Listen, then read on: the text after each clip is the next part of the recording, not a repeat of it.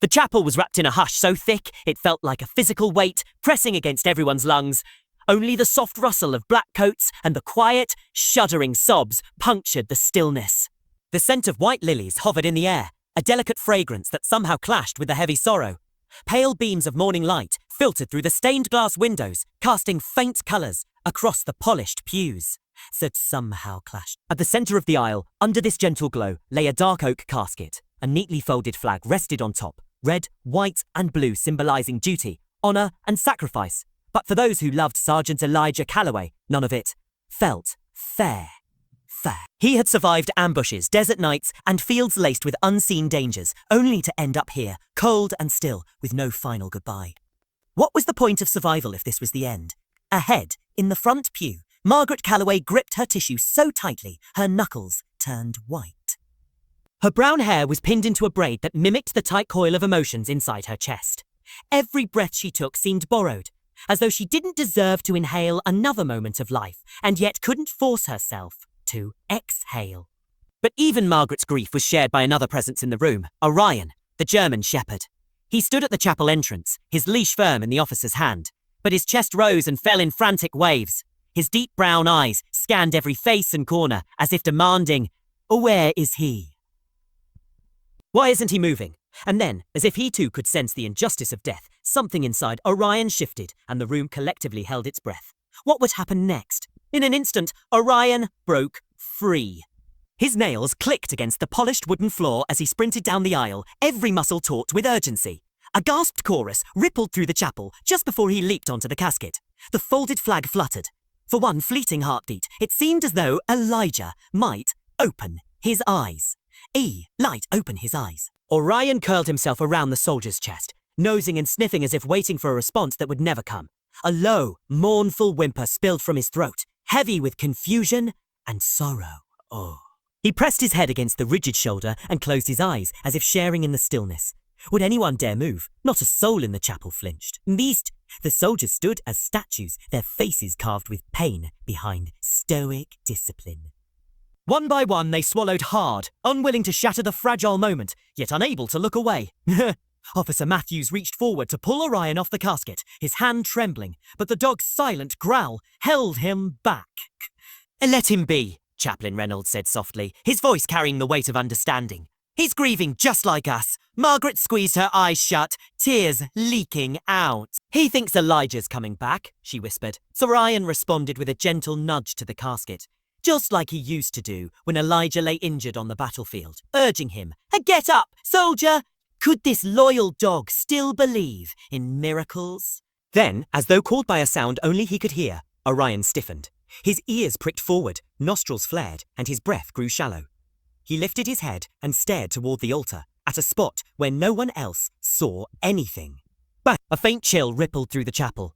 The lilies seemed to wilt in that instant. Soldiers exchanged nervous glances. What is he looking at? Sergeant Carter's whisper trembled between reverence and fear. No one answered. No one dared. Orion's tail gave a barely perceptible wag. His eyes held a fierce focus as if tracking a presence beyond this world. Was someone, or something, there? For long, tense moments, Orion stayed motionless, and the grief-laden air grew thicker.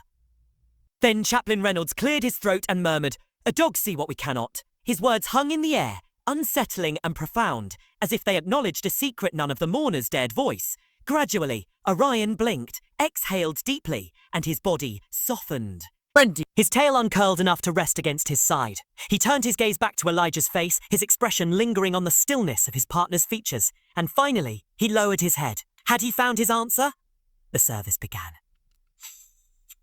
Chaplain Reynolds stepped forward, adjusting his robe.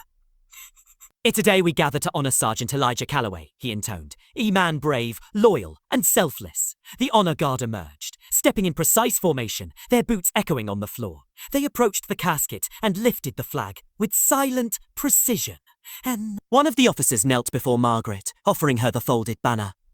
"On behalf of the President of the United States, the Army, and a grateful nation, please accept this flag as a token of our thanks."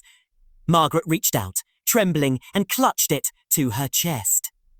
Orion remained on the casket, his head held low, watching every movement. When the flag changed hands, he let out a soft whimper, as though acknowledging the final gift.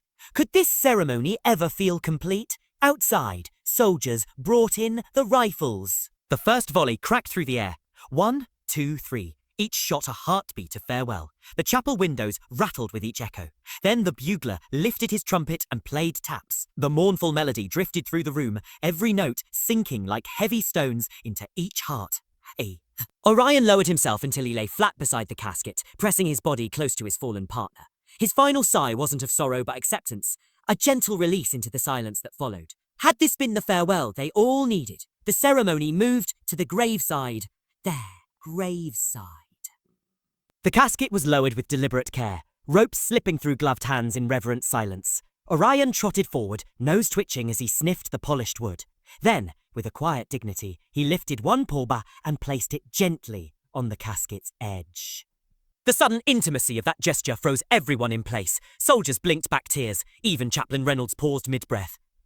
Orion held his paw there for a long moment, an unspoken vow of loyalty and love. Then he retracted it and sat down, head high, body poised. What did that silent promise mean? Margaret knelt beside the grave, her hand buried in Orion's fur. "He's not coming back, boy," she whispered, her voice cracking like ice. Orion exhaled slowly, as though the words finally sank into him. He gazed at the empty space above the grave, his tail flicking once in a hesitant rhythm. Then, with one last look, he stood up. Soldiers snapped to attention. The chaplain murmured a prayer beneath his breath. A love doesn't leave so easily. As Orion stepped away from the grave, the world felt colder, emptier, yet strangely more sacred. Could grief ever give way to something like hope? They walked back toward the chapel entrance. The sun hung low, painting long shadows across the cemetery lawn. Margaret carried the folded flag with care, Orion by her side, his steps measured and steady. The honor guard assembled, rifles held, at port arms as they saluted one final time.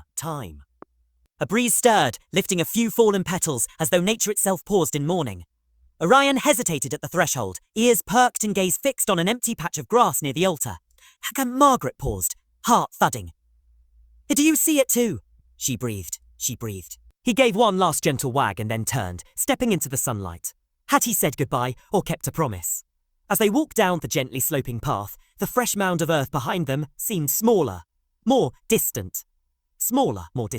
Margaret's fingers traced the flag's crisp folds. Its warmth was fading, but its meaning burned brighter than ever. Orion's tail swayed slowly, no longer pinned tight with sorrow but easing into acceptance. They paused at the headstone. Elijah Calloway, servant, protector, friend. She knelt once more, smoothing the grass. "Goodbye, brother," she whispered, tears finally free to fall. Orion sniffed the memorial, eyes clouded with memory. Then he looked at Margaret, as if reminding her they were still a family, still together. Could love truly outlast death? They turned away, the sky shifting from gold to rose. Each step felt like a new beginning, fragile yet profound. Margaret tucked the flag under her arm. Orion's head was held high. Body relaxed for the first time since dawn. Somewhere beyond sight, probably beyond understanding, Elijah's spirit lingered in that empty space, tethered by the bond of love and loyalty. Margaret squeezed Orion's shoulder. "Let's go home, boy." He looked up, deep brown eyes shining, and together they walked toward the future, carrying the promise that some bonds never break. True love never dies. Are you ready to believe? As Margaret and Orion stepped beyond the cemetery gates, the late afternoon sun painted their shadows long and thin across the gravel path. The air was crisp, carrying the distant hum of traffic and the faint scent of freshly mown grass from a nearby park. Orion paused at the edge of a small puddle, reflecting the sky, his gaze drifting upward as if seeking something beyond the clouds. Margaret tucked the folded flag under one arm and knelt beside him, brushing a soft curl of fur behind his ear. "He's watching," she whispered, voice strong, despite the ache in her chest. Orion pressed his head into her palm, a silent promise that they would carry Elijah's memory forward together. What choices would they make next? They reached the car, its engine still warm from earlier, and as Margaret opened the door, Orion hesitated for just a moment. One paw lifted in mid-air. Then, with a reluctant sigh, he climbed into the back seat, settling on the blanket Elijah had once draped across the upholstery. The fabric still smelled faintly of him. Leather, cologne, and something indefinable that felt like home. Margaret slid into the driver's seat, taking a deep breath before turning the key. The engine rumbled to life, and they pulled away from the cemetery, leaving behind the mound of earth and its silent sentinel. The drive home was quiet. Orion's ears twitched at every passing car and the occasional whoosh of a bicyclist. Margaret's mind wandered. Tomorrow she'd have to face the empty house, the silent bedroom where Elijah's boots once waited by the door. How would she fill the hollow hours? And more urgently, how would Orion navigate a world without his partner's voice to guide him? And she... As they turned down their tree-lined street, a flock of sparrows erupted overhead, swift, chattering wings stirring fallen petals. Orion lifted his head, eyes bright with curiosity. "Think that's him?" Margaret asked quietly. Orion cocked his head, nostrils flaring, then lay his muzzle back on his paws. Could love transcend even this silence? Inside the house, every piece of furniture held a memory. The couch where Elijah had collapsed after missions, laughing as Margaret teased him about falling asleep mid-story. The kitchen table where he spread maps and shared plans of future travels. Now, the walls felt too tall, the rooms too empty. Empty. Orion padded ahead, sniffing each corner as if confirming that Elijah had truly left. Margaret followed behind, setting the flag gently on a chair in the living room. The bright colours stood out against the neutral walls, a beacon of sacrifice and devotion. Night fell quickly.